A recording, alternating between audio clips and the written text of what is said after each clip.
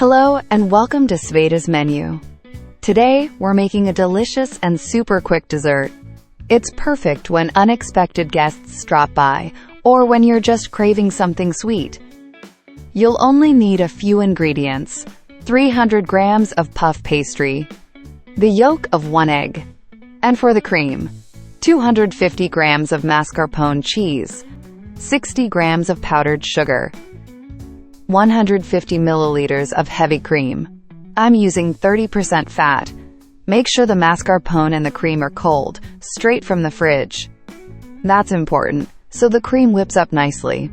We'll also need some berries. I'm using blueberries today, but raspberries, strawberries, whatever you have on hand or love will work just fine.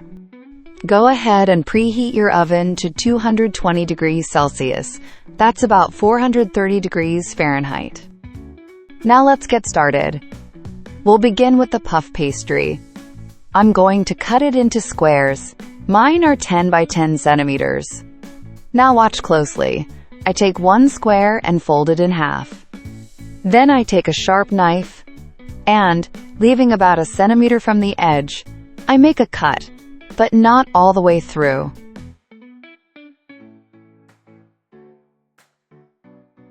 I do the same on the other side, again about a centimeter from the edge, and again, not cutting all the way. When I unfold the pastry, I twist the cut part slightly inward to shape a frame. Press it down just a little to help it keep the shape. Then I do the same on the other side of the cut piece of puff pastry. That's it. Just repeat the same steps with the rest of the puff pastry squares, and they'll be ready to bake.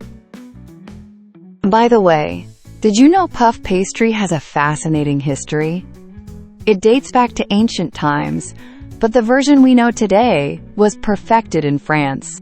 What makes it special is the technique. Layers of dough and butter folded over and over.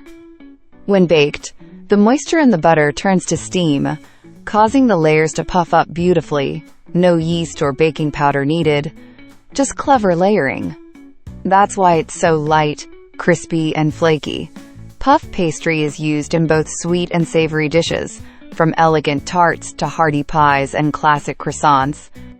Once all the pastry frames are shaped and placed on the tray, brush the edges with the egg yolk.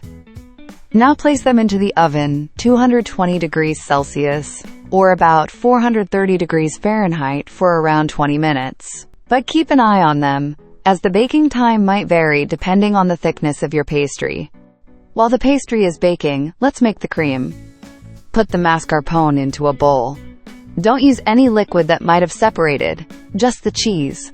Add the powdered sugar. Then pour in the cream. Remember, everything should be cold.